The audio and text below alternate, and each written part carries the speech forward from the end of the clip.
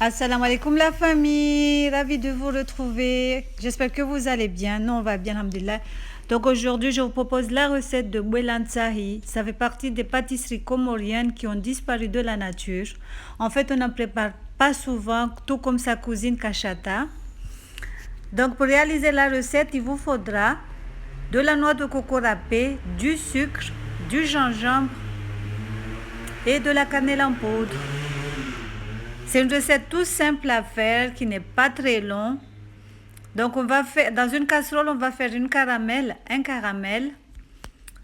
Ensuite, on va venir rajouter la noix de coco râpée. Donc utilisez de la noix de coco râpée fraîche de préférence. Moi j'ai mis du sec, c'était pas bon du tout. Donc voilà, quand le caramel commence à se former, éteignez le feu et rajoutez la noix de coco tout de suite. Mélangez vite fait, ensuite transvasez ce mélange dans un plateau huilé. Donc éteignez le feu parce que si vous laissez sur le feu, ça va durcir. Vous aurez des bouelan sahi cailloux. Et c'est pas le but, ils doivent être tendres et tout ça. Donc éteignez le feu, mélangez tout de suite. Ensuite, sortez tout de suite de la casserole. Mettez dans un plateau huilé. Et formez les boules quand c'est encore tiède.